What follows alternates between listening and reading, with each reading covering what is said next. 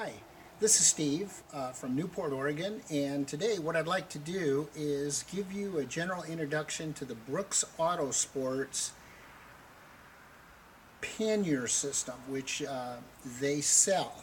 And I'd like to kind of just give you some tips on how to install it, give you some of the features that you're going to see on these bags, and hopefully you'll come away with a good sense of how to put them on if you decide to buy them for yourself and whether or not you think they're right for you. Now, these days there's a lot of, questioning around the internet about what's better for me. Should I go with hard bags? Should I go with soft bags? And honestly, there are a lot of really great soft bag systems out there. One of the advantages to the soft bags, of course, is if you drop your bike, they're soft, and it's much easier to keep damage from occurring. And also, I think the bigger thing is that they're much lighter. On the other hand, though, hard bags are more secure, and they also may be a little bit larger in terms of how much luggage you can actually put in them. So I think it's 6 of one, half dozen of the other. I certainly wouldn't try to talk you out of soft bags if you like soft bags, but at the same time, if you're a hard bag guy like I am, I think the Brooks Autosport Panniers are pretty darn nice. So what do you say? Let's get right into it right now. Let's come take a look at the left side pannier, which is already installed on the motorcycle. I want to point some things out to you about the bag itself, and then we'll get into an installation showing the right side pannier. Both panniers go on the same way. Okay, so this is the left side pannier, and let's pull in close and let's take a look at this bag. First of all, as you can see, it is very, very similar to the BMW original manufacturer panniers, and the interior is very similar to the TourTech Zega bags as well. So as you can see on the outside, you have the same. You can open from this side, you can open from this side. It has a weatherproof stripping along here. It's got strap areas if you'd like to tie extra things down. It's got very robust protection around the corners, which I think is a good point. Let's take a look inside the bag. Inside the bag, you see a little bit of the mounting system, which I'll go over in more detail with the right-hand bag. But this is part of the mounting system right here. Inside the bag, we're looking at 2 millimeter thick aluminum, 3 millimeter thick aluminum on the bottom, along with Teflon screws, which I think is a very, very nice touch. You have a tether, just like you would have on the BMW bags as well. And generally, it's about the same size as the BMW bag. I haven't measured them to do a comparison, but I think they're very similar in size. So those are some of the features. You might notice also on the inside of this bag, if you take a look inside, you'll notice that there are no welded edges. The aluminum actually wraps around the corner, which I believe gives the bag more rigidity and possibly more strength. Also, you'll notice that around the seam line here, they also dressed it with some silicone gel, just as a second precaution for water tightness, I would imagine. So anyway, I think it's a pretty well made bag. And that's it for the left side. Let's come take a look at the right hand side bag. And let's actually do an install on this bag here. This is a pretty simple thing. The easiest way to do that is to shut it. And then what you're going to do is you're going to come over here, and we'll get some nice close-in shots. But as you can see, the bag is going to go just like this, okay? And then you are going to use some pressure, and you're going to push it down. Now, at first, you got to push pretty hard. But once you get it in there, and you'll notice I'm also pushing the bag this way a little bit with my hip.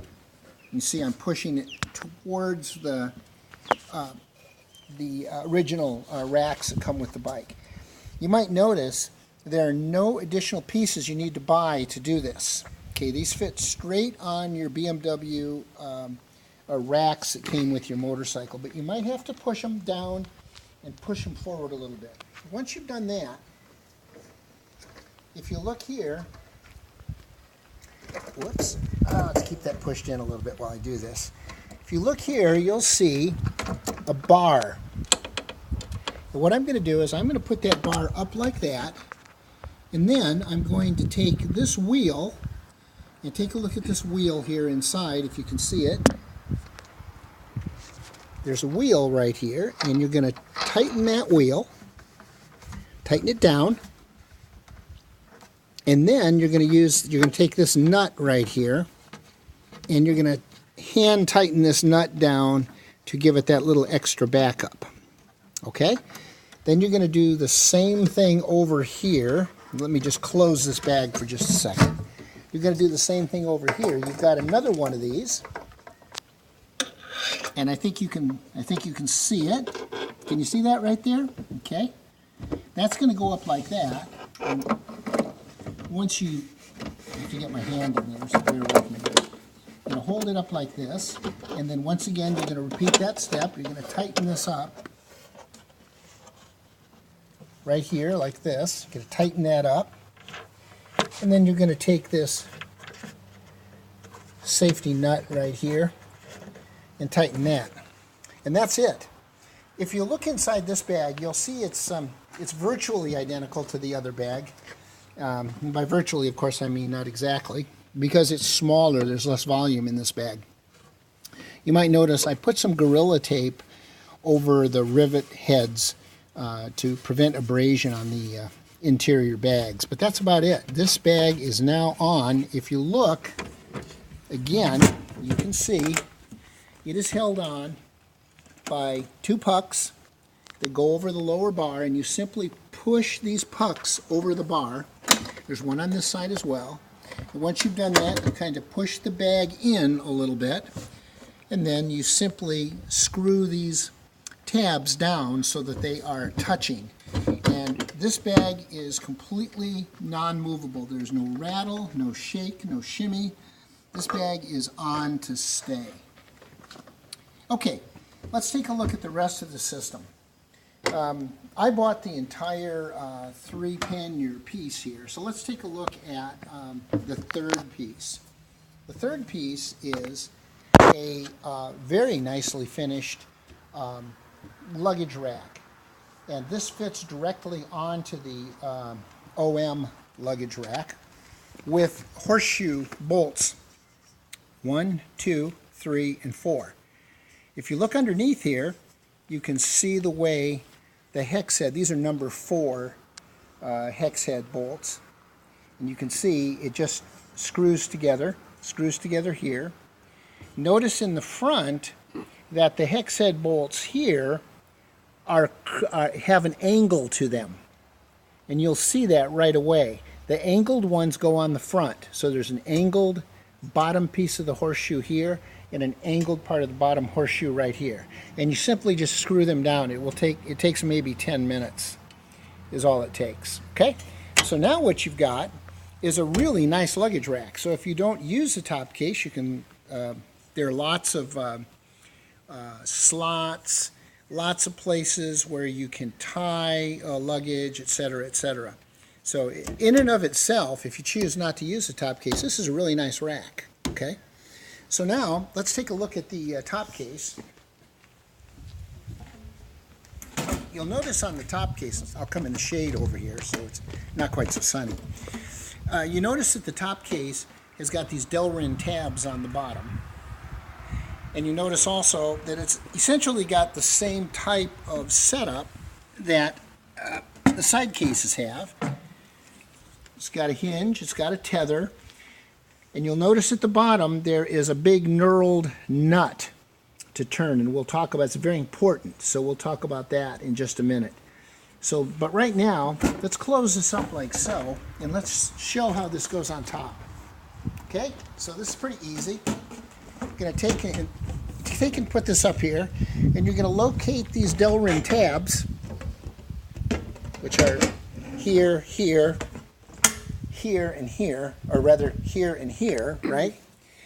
And you're simply going to do that, lay them in so they're all in, and then, my friends, you're going to push it back so it's seated in those slots.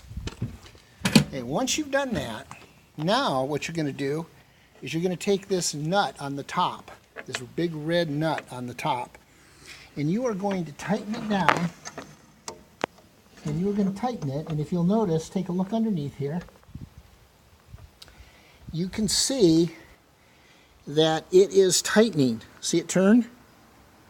See it turn right here? Here it's up, here it's down. Tighten it snugly. This is important to keep it, to tighten it snugly, because if you don't, the only thing holding the rack on, of course, are these Delrin plastic bushings. I actually read of an account where a person lost his top rack because this was not screwed down and the bag came off. So you want to be really careful. And that's all there is to installation. Come on over here, take a look at these bags, these plastic bags. These are liner bags that go inside, and they're really nice. They're a heavy Cordura nylon material. They have a zippered insert. There is one to fit to fit both sides. Let's see here, or maybe not. Maybe they're the same, but you got one for each side, and you can stuff these things full. And once you're done, you can take this, close it all up, close it up here. Then when you get to your motel room or your campground, you simply grab these handles like this, and you can take it right inside to your motel room or campground, which is really nice. I like it a lot. Okay, let's talk for just a second about what this setup costs. Again, this is the Brooks Autosport panniers, both the top case and the side cases. And the way this prices out is $599 for the side cases, $199 for the top case, $115 for the rack that fits over the BMW OM bottom rack, and the bags were $60 for a set of two. It brings the grand total with shipping to about $1,000. I think it was $1,006 or something like that, including shipping, which was $86 here to Newport, Oregon from California. So you have to take that into account. My thoughts on it so far: they're solid. They seem to fit really, really well. They're well machined. They're good looking. And they cost $800 less than the BMW OEM bags. So to me, the bags, once they're seated up and they're full and you have everything inside and you're ready to go, you are ready. You're ready to have an adventure.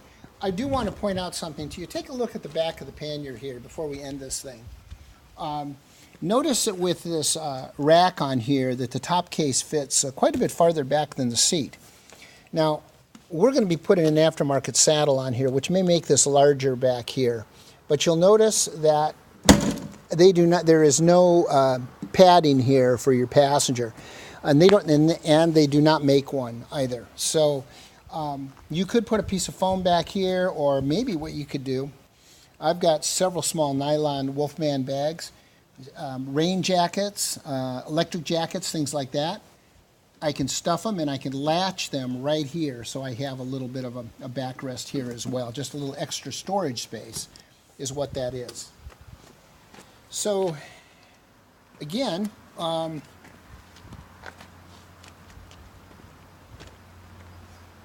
little quick review of how those pucks sit on the bottom of those, on the bottom of the BMW OM rack, and the little metal tabs, of course, that go across to secure the bag at the top. You will probably find that installing the left-hand side bag here is a little tougher than the right-hand bag, and I think it's because you just don't have quite as much space to work with. But once you put it on and taken it off once or twice, they come off really, really easily. And I think that's about it for talking about this system. Again, Brooks Autosports, they're a Chinese product. Brooks Autosports ships quickly. I ordered them on Saturday. I got them on Tuesday morning. I called customer service. They were quick to respond. Not that I had a problem, but to let them know that I got the bags and everything was good inside. And I think they're going to be really good for us.